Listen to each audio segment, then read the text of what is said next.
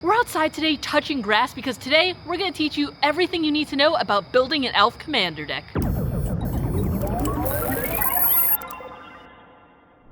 I'm Mia, and I just got a new shadow. I'm BZ. I just beat Kingdom Hearts 3. It was a very easy game. We're the Nitpicking Nerds, sponsored by Card Kingdom. They also make things easy by giving you shipping, all the supplies you could ever hope for, and fast, friendly service that you don't always get with Redacted website, which I appreciate, and that's why we use them all the time. And they're sponsored this video. Yes. Use the link in the description below. Our faces are on that page, and you can find all of our favorite picks, and it helps the channel stay afloat, and we'd really appreciate that. We're also sponsored by Dragon Shield, best sleeves in the multiverse. Good sleeves. If you use the code NERDS. At checkout, you could save 5% of your real money tax dollars on your entire order, which includes all of the sleeve colors that you can even imagine. Red, green, blue, name another color. I don't know, but I don't know. Real money tax dollars, I think you've gotten it down to one syllable. I really did. We're also sponsored by Patreon. Thank you guys so much. We really appreciate you keeping the lights on here. Keep the lights on. If you unsubscribe, the lights will turn off, which is not as much of a threat as it sounds like it was. So we're going to get into this because we are doing something we have not done in a long time. Deep dive on the Elves archetype, just giving you everything you need to know to either play Elves more effectively or build your first Elf Kindred commander deck. Elves are just so beloved. We each have had elf decks in the past. We know them, we love them, but there are so many to choose from. And also, there's a lot of pitfalls that people often fall into when building them. There's so much to cover. Elves are near and dear to our hearts, so we wanted to start with them because we both, independently, different years, started playing Elves. So we are super fond of it. And for this series, we are going deep. We are telling you basically everything you need to know about this archetype so that no stone is left unturned.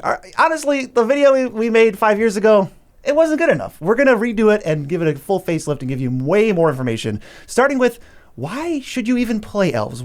What are you hoping to gain? You know, if you don't have an elf deck, why would you build one? There are so many reasons, and you could say that for a lot of the different types of creatures. But first of all, elves are gigantic. You make an elf, it's like turn 1, play an elf. Turn 2, make 2 elves. Turn 3, you have an entire board by turn 3. And if you like affecting the board early, that is one reason why you might choose elves. Yeah, if you prefer casting a lot of spells in a game, some people would prefer to just, spend the first free turn setting up and then go haymaker, haymaker, haymaker. Elves, there's a lot of setup. There's a lot of 1s and 2s and 0s sometimes, and cards refunding themselves. So if you like taking a lot of game actions, like I certainly do, Elves might be for you in that respect. Maybe this is the first time anyone's ever said it, but are elves the Mishra's baubles of creatures? They are. They certainly are. And if you enjoy winning in spectacular, flashy fashion, elves are a really good archetype for that because when you win, it's not close. It's often by a significant margin. You don't attack for 120, because each person has 40 life. You attack for like 1,020. It's very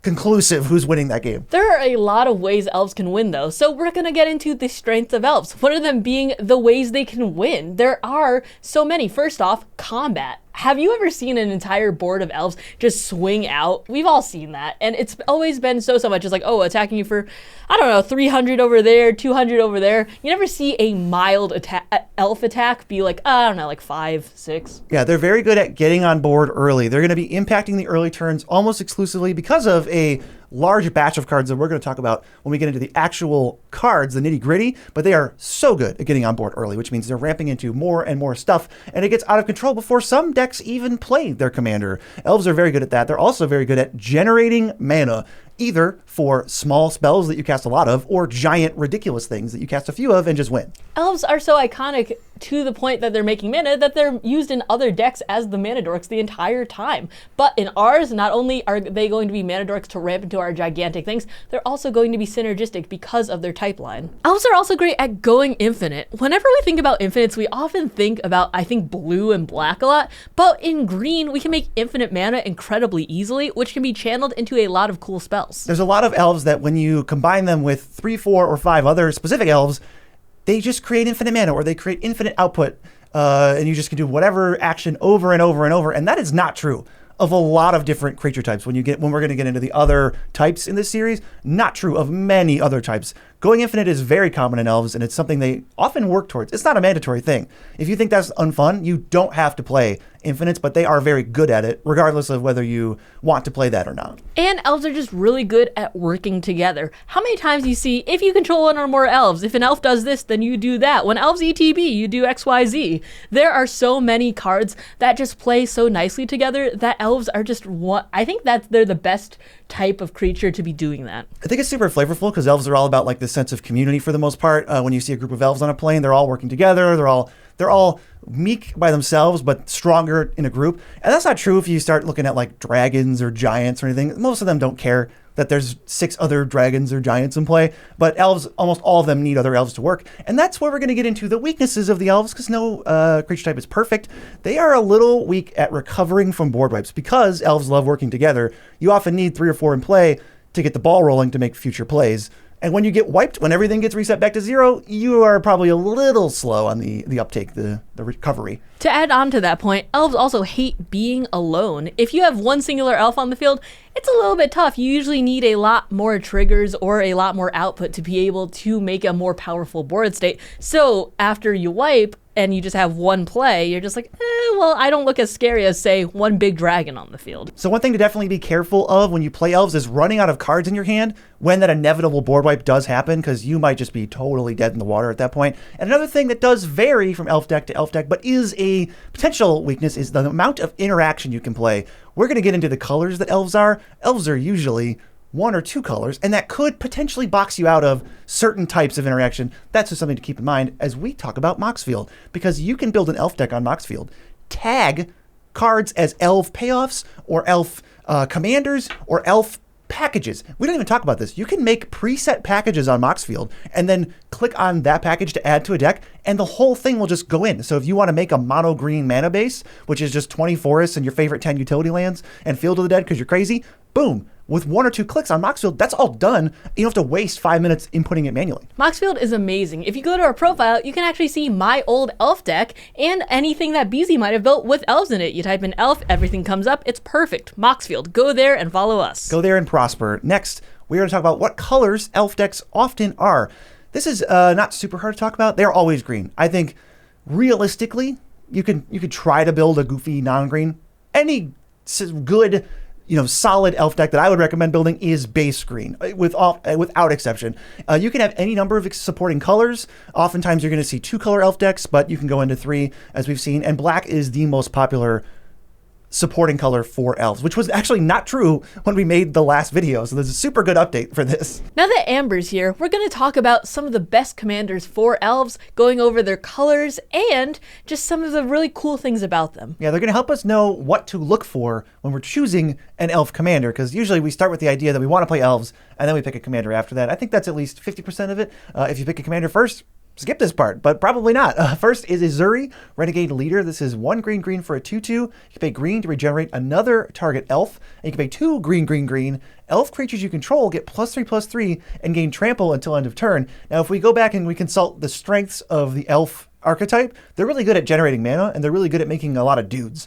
And what Azuri does is he, A, protects those other dudes, some of the critical pieces, but B, he gives you an outlet to spend all of the mana, so that as long as Azuri is your commander, you're never going to be without a potential win con. It's so nice, too, that it has the regenerate another target elf. It doesn't give him protection per se, but he is so important in keeping your most important pieces alive. I also think that the trample is so nice. I feel like elves can buff themselves very, very well, but if you get blocked by a 1/1, it's all over. It's like, okay, well, you didn't really swing in with anything at that point, because it's like everything got blocked. You can't really punch through with anything, but that trample really helps. Yeah, elves, I would say they're not super good at having like static buffs. I think most of the buffs that I'm picturing for elves are a one-time buff, like with Azuri, they give trample for the turn, and then other than that, they're just 1/1s, and I don't love that by themselves. You need to pump them to win.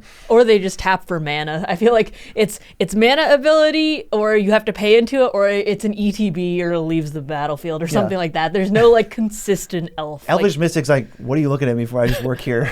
You got to give him a raise to get there. The next commander you might consider, Marwyn the Nurturer. This is also mono green. It's 2 and a green for a 1/1. And whenever another elf enters, put a +1/+1 counter on her, and she taps for the amount of green equal to her power. Now, this is an interesting a different point, a different strength than Azuri. She's really, really good at making the mana. So a Marwyn deck will have way more outlets for spending all of this mana, way more big spells, way more X spells, way more huge pump spells than Azuri needs to, because Azuri just says, make mana and I'll do the rest. She says, I'm going to make the mana and you do the rest. I think this is really important too, because with Marwyn, all of the elves coming in will increase their power, you'll get more mana. But elves are also really good at buffing each other. There are a lot of elven lords out there, and that also counts because this counts towards her power. That's how much mana you make, not just how many counters are on her from the elves that come in. Yeah, the next one is kind of similar, but it's one of your faves. Oh, it's Dionys, Elvish Archdruid. He's from Jumpstart. 3 and a green for a 3/3. Elves you control have,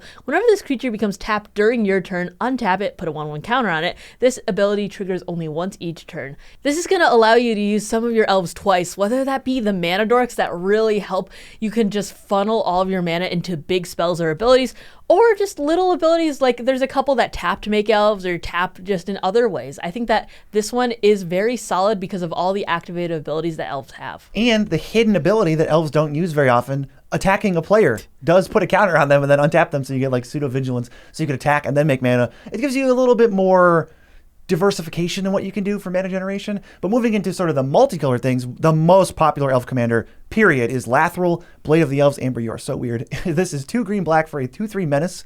Whenever she deals combat damage to a player, you get that many 1/1 green elf warrior creature tokens. And if you tap her and 10 additional untapped elves you control, each opponent loses 10 and you gain 10. This is a slightly different flavor of elves than what we've talked about so far. This one really, really wants you to go wide, and then she's the payoff for that. You don't necessarily need a bunch of mana. You don't necessarily need a bunch of big spells. You just need to make elf tokens. I also like it because she helps make elf tokens themselves, and I feel like there's so many times where it's like, if you can hit with this, do XYZ, but she has Menace, which will allow you to hit a little bit easier. Plus, elves just like, going 1 to 10 billion, so I think that getting to 10 is very easy. I used to play this deck, so I do know. Yeah, you're like a pro at this, and she costs 4, but we know that since we're in this archetype, we have access to a ton of ramps. So really, this is coming down turn 3 or sooner, pretty much all the time. One of the newer ones, entries into the elf, canon is Voja, Jaws of the Conclave. This is 2 red, green, white for a 5/5 with Vigilance, Trample, and Ward 3, which we can all agree is slightly too much ward. And whenever a Voja attacks, put X counters on each creature you control, where X is the number of elves you control. And then you draw a card for each wolf you control, which not necessary for the deck, but it'll always be at least 1 because of Voja. There are so many elves that your deck is going to be playing. There's going to be so many tokens that they're going to have, and then your team's going to get gigantic, and it's very hard to kill Voja too. Yeah, this is a very similar payoff to Lathril, where you just have to go wide. It doesn't necessarily need to be big mana or big spells. If you go wide enough, this is just going to make like 50 power, and you're going to destroy people. You are going to want to give maybe Trample in some way, maybe combine this with a different Overrun or something like that, but once you do, there's other ways to give evasion too that we'll talk about that are elf staples, and Voja's a really solid elf commander. There are some fringe elf commanders too, one of them being Galadriel Elven Queen, 2 blue-green for a 4/5. At the beginning of combat in your turn, if another elf entered the battlefield under your control this turn, starting with you, each player votes for Dominion or Guidance. If Dominion gets more votes, the ring tempts you, then you put a 1/1 counter on your ring bearer. If Guidance gets more votes or the vote is tied, you draw a card. I feel like with elves overall, there is a lot more payoff for having elves ETB under your control. So this is not the most played one, but if you really like choice-based decks, if you like Lord of the Rings a lot, this could be a good one for you. Yeah, they've tried to make blue-green elves work. I think it almost always falls flat on its face. The scry thing from Lord of the Rings, like what was that? And then when all the precons came out, you'd think they would supplement the scry thing. No, they just did weird voting things for some reason. So I think this deck is very unfocused, and I wouldn't recommend playing it. But blue-green elves is a possibility. You have plenty of blue-green gold elves to put in the deck if that's something you were considering. So I wanted to at least mention it. But there's also elf commanders that are honorary elf commanders that are not elves on them. They don't pay you off for having elves specifically, but they are very, very good if you just take them and put them at the helm of an elf deck. I feel like it's not even an honorary. It's just one of the ones people think about the most. Freyalise, Llanowar's Fury. Mm-hmm. She's a planeswalker, and you're going to usually have a lot of elves when you play her, and you're going to draw a bunch of cards because you're playing her with a bunch of green creatures. Yeah, she doesn't actually pay off elves specifically, but most people just associate her with elves directly. But she says green creatures, so you can do whatever you want. Kinnan, Bond or Prodigy. Here's what you're supposed to do, I think, if you just play blue-green elves. Sorry, Galadriel's number 1 through 1,000 that are blue-green, and Legolas. Nope. I want to play Kinnan because it absolutely doubles all of the mana production of all of your elves, and it will get out of hand so fast that this might just be the strongest elf commander that isn't an elf for sure. But let's talk about blue, green, white Galadriel. I know you said blue, green Galadriel. Yeah, this one was not. I wasn't dissing this one. Okay, because this one's really cool. She makes mana. You could get cards. You could scry. You could put counters on stuff. You could do all 3 if you have enough creatures come in, and this happens every single turn. I also play this one, but it's not fully elves, but you're going to be playing a lot of elves to get those ETB triggers. Yeah, she in no way demands you play elves, but she's very good with elves because they love playing creatures every single turn. And lastly, Yisan the Wanderer Bard.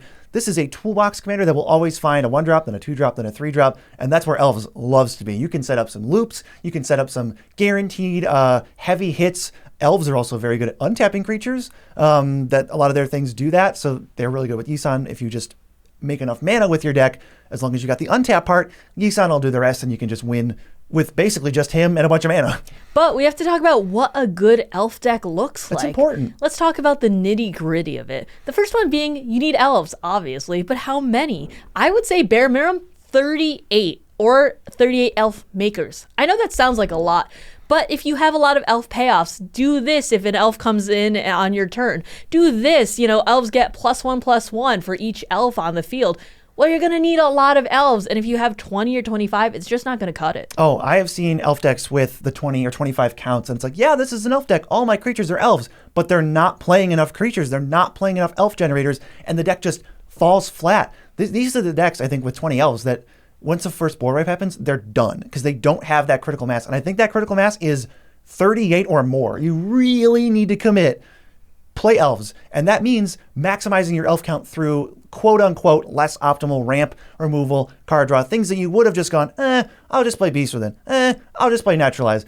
Get in Farhaven Elf, get in Masked Vandal, we're talking Voice of Many, things that are elves that trigger, even if they cost more mana, they're going to help your deck snowball and help your elf count be high, which is what elves demands. Is there a version that says elf that you can be playing even if it costs 1 more mana? You should be playing it. Well, now that we're thinking about 2 or 3 more mana, you might be on the fence about that, but 1 extra for the elf type line, I would definitely do that. Yes, you're also going to need access to consistent mana sinks. If you just generate a bunch of mana and you can't put it anywhere, you're going to lose, and you're never going to get to that point where elves are either at parity or they're destroying you, and you're never going to get to the point where you cross that threshold if you don't have a way to spend your mana. You're going to have 50 mana in your mana pool, cast your commander again, and you're like, oh, cool, I paid for the tax.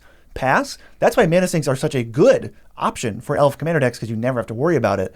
Obviously, you still want to play a decent amount in your deck, but when you have one in the command zone, it changes the math. There's just so many ways to untap in Elves, whether you're going a straight untap strategy with like the Lathril decks, or if you're going like Dionys, or you just have a couple things that will say untap target elf or whatever.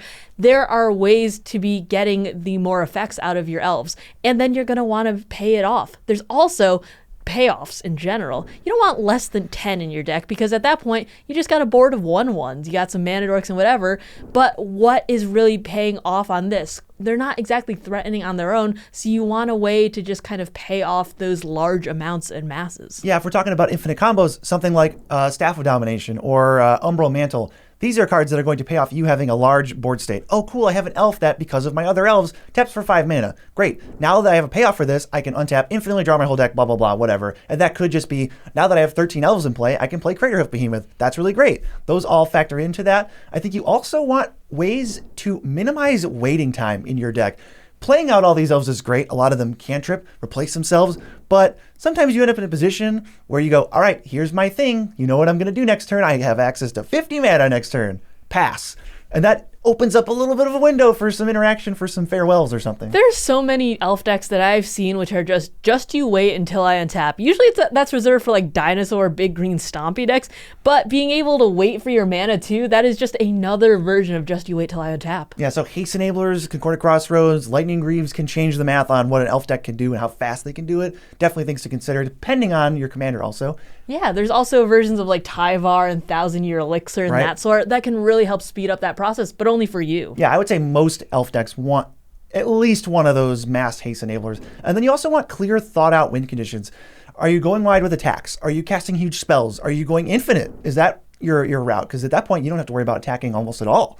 So making sure you know what that is ahead of time, building towards it, and making sure you can find those pieces. There's so many times in every deck that is, yes, now what, though? And with this, I think elves are very versatile. You can go the combat route while still having a combo hidden in your deck. Or, it doesn't need to be your main win con just to have it. It's good to know all of these, though. One weakness of elves that we forgot to mention. What? They curl if they're foils, especially recent foils. They can have some bad curling issues, but if you use foil armor, sponsor of this video, they will straighten out. You just put a sleeve deck or an unsleeved deck into a box or a Tupperware container or whatever, sealed a shoebox, whatever. Put it with the foil armor packet. Their technology will mimic the correct humidity for magic cards, and it will just straighten out your cards. Foil armor is amazing. There are so many cards that we have in our personal collection that have been restored to their pristine quality because of foil armor. Thank you so much. Link in the description if you want to learn more. But we are on to the best elves. Now that we know with the skeleton, all of the hard questions are out of the way.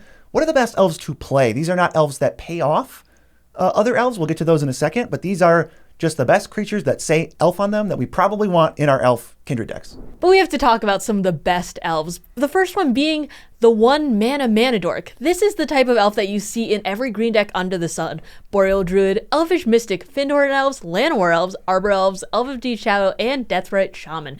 These are going to be the base of your ramp package. You want everything to say elf, so why not get on the board early and give your elves something to do? Yeah, the fact that these cards exist change how your deck plays out. You can get on board and accelerate faster than most other things. If you can play, like all of the green ones, the mono green ones, there are 1, 2, 3, 4, 5. Always play those. Elves of Deep Shadow and Deathrite are only for green-black decks, but I think you should play every single one of them that you possibly could within your deck's color identity restrictions, because they are premium elves. They are what help your card draw engines function. They get your creature count up. They get your elf count up. They let you cast 5 drops on turn 3 because you have so many cards like this that you can play on turn 1 and then again on turn 2. They are like the backbone of elves, I think. They really are. They just get you and ramp you into the bigger creatures or just your staple pieces. Another staple piece being Beast Whisperer. Ooh. This is a dude who just says whenever you cast a creature spell, you draw a card. Well, if you have a bunch of little dorks like the ones we just listed, you're going to be getting all these cards in your hand. As BZ mentioned earlier, if you run out of cards in elves, you're basically dead, so this is going to keep your hand very full. Yeah, you got to be mindful of your card count. Just because your board's great doesn't mean it can't fall apart and you need a way to rebuild. And Beast Whisperer goes so well with turning all of your ramp that would have been like Cultivate and stuff into Boreal Druids, and the next one, Wood Elves. Just a card that is an elf. It ramps you a little bit. It develops your board, and you're happy to play it. Rex Sage is another huge staple. Everyone knows Rex Sage. This is the easiest excuse to play Rex Sage in your entire life. I love Rex Sage. There's so many good cards in here, like Allosaur Shepherd, which will leave your spells uncounterable and will also act as an overrun. Yeah, it only can ever pump your guys up to, I think, 5/5s, right? Because even if you activate it twice, they stay 5/5s. But that's still a pretty solid 1-2 punch. I like having both of those. Selvala, Heart of the Wilds. When you play bigger creatures, which, again, isn't like the most common for elves. Sometimes you get a big creature down. Sometimes your commander's larger than like a random elf would be. But Selvala always generates a ton of mana. She's great, especially if you do untappy things. Great card. Kind of busted. I love it. And we can't have a Nitpicking Nerds video without talking about an MDFC. Disciple of Freyalise is awesome. This is going to let you sack a creature, draw X cards, gain X life, where X is its power. We love MDFCs in here, and it can go in any elf deck because elves are always green. It is an elf, and it is like, I think this is probably a card that should just be in 100% of elf decks. I don't even see a reason why it shouldn't. I don't know if you could give me a reason why it shouldn't be in every elf deck ever made. No, it's a great card. We play it in elves and non-elves, but if you're playing elves, it's a slam dunk. All right, and now for my favorite part, we got to talk about the best elf payoffs. What are we actually doing in our elf kindred deck that cares about having elves in play? Here we go. I think the core of this are elves that say tap for an amount of mana equal to the number of elves you control. That is like how elves are getting off to this start. They're playing all these dorks and little guys on turn 1 and 2, then probably one of these mana lord effects. They generate mana equal to your elves. This is Elvish Archdruid, Priest of Titania, Elvish Guidance, which is an aura that goes on a land, so it's a little bit stickier than a random elf. Wirewood Channeler, a little bit more expensive, and this is not an elf, but it is honorary elf. It is Circle of Dreams Druid, because all your creatures are elves, so it taps for mana equal to the number of elves. Kind of. I wanted to put it with the rest of them and not in a random other category, but you get the idea. It's basically an elf at this point. You're going to see in every elf deck because it is going to generate these giant piles of mana, and if you have enough sinks for it, that is what's going to win you the game. Yeah, these are the cards you want to draw every game. These are the cards that help you keep opening hands. These are the cards that lead to giant spells on turn 4 or 5. They are huge. Some of the most important things. I think maybe the single best elf payoff is not an elf, but it pays off elves. It is Wirewood Symbiote. This card is ridiculous. Get it in your elf decks if you don't have it. It's like my number one go-to. It returns an elf to your hand as the cost of the ability. So that is not something anyone can respond to. And then after that goes through, the colon it takes effect and you untap a creature. This card is absurd. You can not only bounce filler elves like Elvish Visionary to replay over and over, you can activate it on everyone's turn if you're scared of a board wipe. It does everything. It also makes mana by untapping stuff. Even though it's not an elf, it really does go into a lot of elf decks, whether you are bouncing things because you're worried about them getting sniped, or if you want to untap some of your big elves like Sylvala or some of the other ones. I had it in Lathril, and it was so good in there. Yeah, you're never going to see them go to this design space again where like a relevant impacting of the board is the cost of the ability. What a busted card. Also, Heritage Druid is huge for this. It means you can deploy all of these elves, and now, even though they're summoning sick, this is one of those like time savers. Now, I have 6 elves in play, but they can't tap for mana. Heritage Druid does not require summoning sickness to be gone. So you can just tap those 6 elves for 6 more mana and keep going, and combining this with sort of the Beast Whisperer effects, the card draw, the Great Henges of the world, let you just rip through your entire deck and just keep the party going all game long. There's so many ways to be making tons of elves. Whether you are punching in with Lathril or you're using things like Elvish War Master, that's a guy that basically says whenever elves ETB under your control, you're going to make another 1/1. It only happens once each turn, but your board's going to get gigantic. And then you can use those elves to tap with Heritage Druid, because even though they don't have a mana ability themselves, they don't have to because of Heritage Druid's ability. There we go. Yeah, when you care about the numbers game, Elvish War Master is a really great way to not have to invest any more mana. And then if you do have nothing better to do, it's a mediocre mana sink, but we take those. Sometimes that does win you the game when you have nothing else going on. Elfish Champion is an interesting one. This gives +1/+1 and Forest Walk to your other elves, even though I don't know. Sometimes the printings of this card don't say other, but that's the Oracle text. It gives other elves +1/+1 and Forest Walk, and we are mono green, so we can easily play Yavimaya in our deck, forcing all of our elves to be unblockable. But this is an interesting point. This is basically one of the only elf lords that grant +1/+1 that I care about at all. Elves are not a kindred type that are going to get leverage out of having +2/+2 as a static boost. Most of the elves that give just +1/+1, I do not touch. But this one, because it gives the invasion, can change the math and help you kill people. This is one of my favorite elves. It's near and dear to my heart because it was one of the first elves I ever put in my elf deck. But also, I feel like even if you don't have Yavimaya on the field at the moment, there's going to be at least one person who has forests. Everyone loves playing 2, 3, 4, 5 colors nowadays. Or there's just the mono green player because mono green is so easy to slam down and, get a bunch of creatures out. So you're always going to have, or at least almost always going to have, one person where you could just freely attack into them, even if it is chipping in for 2 or 4 damage because you just have a couple 1/1s out. Yeah, for me, this one isn't a 100% play, but I think it's most of the time, and it's the first only stat boost, quote unquote, that I would go towards for sure. Well, why don't we talk about Leaf Crown Visionary? Oh, That's no, a it's stat another boost. this I was one's- like, did you even read the script? No, I don't. I'm saying only stat boost, like card that mostly only gives power. I don't care about those. If they have to give me something else. And Leaf Crown Visionary gives me something else. I can draw cards now, Life Crafter's Bestiary style, which used to be like an old elf staple before we got better stuff like this.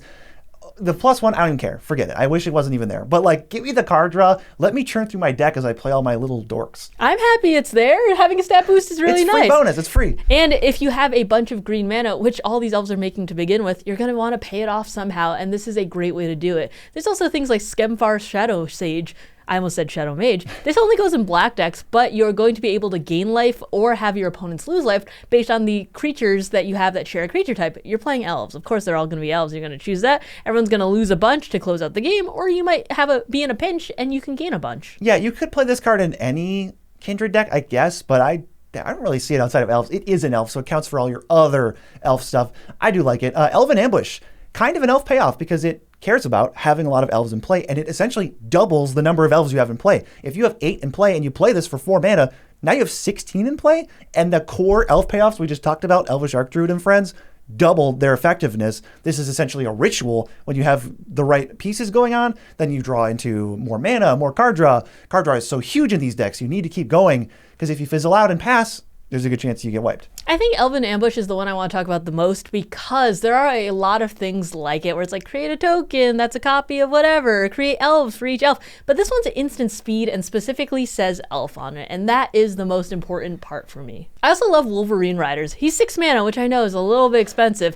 but you're going to create elves on every person's turn, not just yours, and you're going to gain life every time an elf comes in on your side of the field. That's going to be 4 life bare minimum per turn swing around, but you're going to be playing elf on your turn, and that's going to gain you even more life. I've had this thing killed on my side of the board so many times. Yeah, it's a good way to rebuild after a board wipe. This is not an elf that goes in the combo decks as much. This is more of in the decks that are super focused on maybe going wide, maybe swinging in with an overrun. 6 mana is just too much to pay when you only need to play 3 drops to go infinite. But when you want creatures in play, and when you're going to expect some board wipes, if you're like a slower elf deck or if you're like a bracket 2 elf deck, this is so good. As we mentioned earlier too, elves generate so much mana. I've gotten Wolverine Riders down on like turn 3 or 4 before. It's very doable, so don't let that 6 mana price tag scare you, because elves, I mean, that's one of the best things they do. They make mana. And you may be hearing this in future installments of the Kindred series, but Three Tree City is pretty dang good when you make a lot of creature types. Oh boy, we have a bunch of elves. I know Nykthos is probably in the deck, but this one does specifically say elves. And when you make 12 elves, this might be one of the best types to make a bunch of itself. You're just going off. And there's a bunch of elves that untap lands. If you get a Yavimaya and an Arbor Elf, and you got a 3-tree city, you're going bananas. 3-tree city is always one of the scariest pieces in any Kindred deck. I am always nervous when it hits the field and someone else goes, wow, 10 creatures? Whatever will I do with this? I go, oh no. Yeah, but like I think this is one of the most concerning, because some of them it's like, all right, demons, okay, you know, you made 5 mana with your 3-tree. I'm not, but this is like, you can make 20. Yeah, 20 is conservative with it's so this. doable. But not every elf deck can have 100% elves. We need other support cards too. So we're going to go over some of the non-elf support cards. Yes, these are great to supplement your elf deck. They are not elves. They don't say anything about elves, but elves loves them. The first one being Craterhoof Behemoth. This is a big boy that will give +X, and trample to all of your creatures, where X is the amount of creatures you have on the field. This is just a staple in a lot of green decks, but elves love it especially because you are able to make so many bodies so quickly. Yes, elves also has a significant amount of toolbox, maybe tutors, card draw, like hints to it, that finding Craterhoof is sometimes easier. There's things like Fierce Empath, which we don't even have room to talk about on this, but that's a card that is an elf that you just play that goes and finds Craterhoof. So now if you can find an elf, you can find that which finds Craterhoof, and the paths to it are plentiful, and it can often end the game. Glimpse of Nature is another great one. If you have a bunch of tiny little dorks, which elves loves, you wait until maybe the mid to late game, fire this off, and you just have a silly amount of cards. I feel like it's so easy, especially if you have a haste enabler, to go like Glimpse of Nature, okay, elf draw a card, and then tap them. Because if they tap for them, they just make the next one. And then it just chains together to be this like, oh, I just played half of my deck. That's kind of crazy. Seriously, Genesis Wave. Talk about a useful X spell that is a payoff for all the mana you're making. You can literally flip your entire deck into play. Be careful about decking yourself if you do, but Genesis Wave X10 or 12 often wins the game, especially when you have things like Thousand Year Elixir,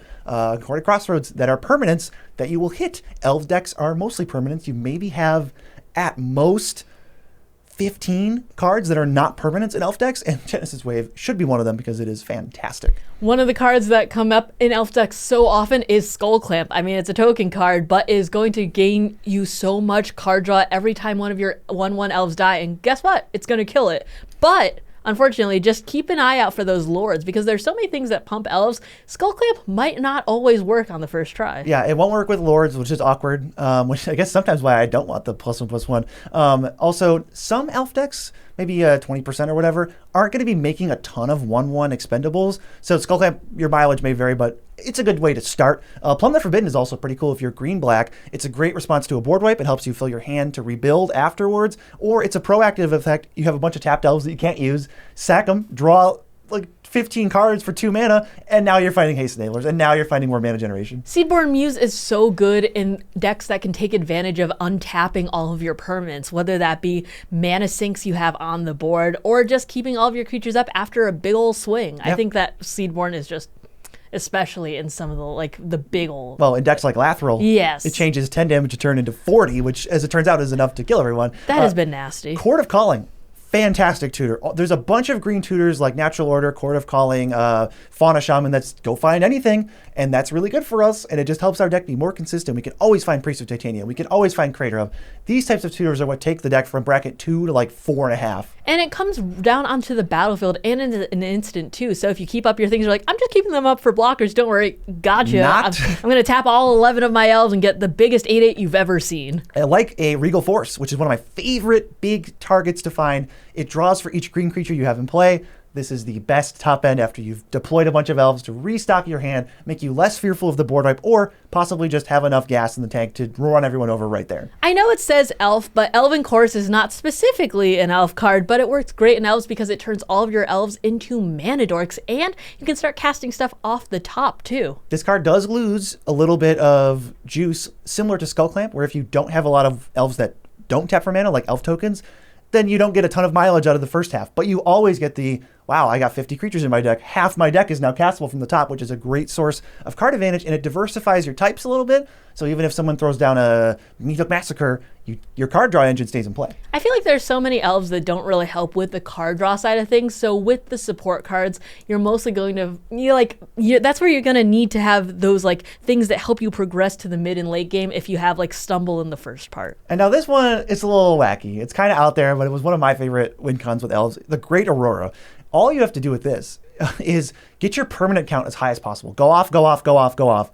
Then you play the Great Aurora. You have 40 permanents. They have 15 permanents. Everything gets shuffled in. You are now going to draw 40 cards in this example. Put down, I don't know, 15, 16 lands. They're going to have like 4 or 5, and then you replay half your stuff, and they're going to concede from there because that's impossible to come back from. I think this is a pretty fringe one. This is not one you'll see in most elf decks, but if you're feeling a little spicy, you could definitely try it. I think if you're a seasoned elf player looking to like revitalize your deck a little bit, this is a fun one to throw in there. It's a more fun, at least more wacky alternative to like Crater of. But there are some traps, some pitfalls you might fall into when making your elf deck, and so we're going to talk about them. The first one being Door to Destinies. This card is in a lot of precons and a lot of like EDH rec type just like searches. I think that this card is not that great. It doesn't do anything when it immediately comes down, and you have to have things come in after it to get that buff. Yeah, I just have not been thrilled with this. It is bad when you draw it. It's bad if you're ever trying to combo. I'm not saying that anyone who is comboing plays this card. Just know that this is not compatible with a combo deck at all. This kind of means you're kind of like like you're hitting with a blunt instrument. You're like, all right, my elves don't have trample or anything. I'm just going to send them at you. I don't love what it does. I think it needs to give trample for me to like it more. Ultimately, I think it hurts your deck more than helps it. I think if you're going to play a card like this, I would either be playing like Vanquisher's Banner to get a little bit, but then also get some card draw, or I would be playing like Coat of Arms. You're going to have the biggest board to begin with, so why not take advantage of that? Yes, it buffs everyone else's, but elves like multiply so much faster than any other card type. And importantly, the difference there is once you've already played all your elves, it's not a dead draw. Doors sucks. It's just a finisher at that point. It's not, oh, well, I'm going to have to play 4 to get 4 +4 on my team. Yeah, exactly. Galadriel Ambush. This is the fog that makes elves. And I think this looks like it's what you want on its face. Like, well, I'm going to make a bunch of elves and I'm going to not die. Ultimately, I think elves don't want to do this like reactive weird stuff of like, wait till I'm behind and then, swing the game. It's like, I'm just going to play all my stuff on my main phase, make 1,000 mana and kill you. And this is one of those cards that gums up your hand and prevents you from going off, whether that's infinite or non-infinite when you're getting this stuff going. I tried out this card when it first came out, and I think the two biggest things were 4 mana is a fair amount to be holding up for a just in case, and then so many win cons nowadays are not attack based. So even if they swing a little attack at you, or even if it's not combo, there's so many things like Marionette Master, Marionette Apprentice, or Impact Tremors, which will just hurt you over the game where you go, this isn't that great. But here's the other thing is this card's good when you're expecting a big attack. But if I have some Beast Whisperer stuff out and I've got mana to make elves and I've got some mana dorks in my hand, am I going to pass and just give up the rest of my turn to hold this up in case someone attacks me? Or am I just going to play more elves and draw more cards? Elves are also pretty good at chump blocking in general if you really need to. So I really think this card is like a liability. Elves like to be just like not too tricksy. It's just like on the field, this is what I have. Can you deal with it or not? Yeah, Abomination of Llanowar, I will say you could try this as a commander because at that point you can KO people in one shot. don't play this outside No. of it is your commander. It's not what elves care about. They don't care about the creatures in your graveyard, and they don't even care about having one really big creature. Unless this is your commander and you build around it, I would just skip it. It's not going to help you. Ruthless Winnower, I feel like is a trap that I fell into at one point. It's 5 mana, first of all, and then it says at the beginning of each player's upkeep, they sack a non-elf creature. You're not really going to worry about that, but for everyone else, if they're playing like a lot of tokens, it gives them the choice too. And it's just, I feel like with the point of saying that elves are really good chump blockers, you're not as worried about them sacking creatures. You have a lot of disposable creatures that you can throw at them instead. Yeah, I think one important thing about the elf type, and this Ruthless Winnower, this text box could be good in other Kindred decks and other creature types, but I think what the thing about elves is they don't need to remove everything in your opponent's play. You're going to play a lower removal count in an elf deck than a lot of other Kindred decks because you're proactive. You are the one who's going to be the problem. You need a critical mass of creatures that make mana, that do things, that enact your game plan so that you can kill people on turn 6. Other decks can't do that because they've got weird stuff like Soul Shatter in their hand. Some elf decks just don't even care. You don't want to remove their worst thing every turn. You don't need to pressure their dorks. You are going to just create this fast, unstoppable machine. And the more cards you have like this that just don't help that, and they're like Galadriel Ambush and they're Door to Destinies, the more you fizzle and you wonder why you lost to a board wipe. Just remember, you are trying to be the problem as soon as possible if you're playing elves. I also think that 5 mana is a lot for a wait and see effect. You know, as I mentioned earlier, it is easy to get like the 6 mana thing if you want to slap down something that enacts your game plan. But for 5 mana to just kind of wait and see and remove 1 creature per person, I think that's pretty slow. Like, I'd rather get elves with the Wolverine Riders than make them lose non-elves. Immaculate Magistrate is another weird one. It kind of falls into the Abomination and Door category. It looks like a great elf card because it says it gets better with the number of elves. I don't find pumping up 1 creature to be very big to be relevant unless your commander is Marwyn or Selvala. I feel like that this is just so replaceable. You're not going to ever really want to pump 1 elf except for, as you mentioned, the things that care about that creature's power. But overall, you're probably going to go wide or do some sort of like combo shenanigan, and this isn't really the card for that. And if you go back to the beginning where we listed how is an elf deck going to win, this doesn't check any of those boxes. So it often is, I think, is just going to sit there. And the one that I think is the funniest, Cultivate.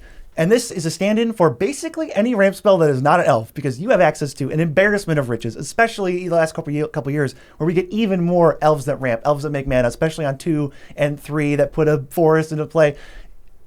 Cards like Cultivate are the traps that make your elf deck look good on paper, but it only has 28 elves in it, and then you don't get to do the thing because you have too many sorceries in your deck. You just got to cut all these. Yeah, how about the things where it's like each elf gives you blank, blank? Well, Cultivate's not going to be able to do that. Yeah, but I want to know your secret elf spice. If you are an elf player who's had a lot of experience, let us know what elves have always worked for you or elf supplements that work for you, and you can check out a gameplay episode right here.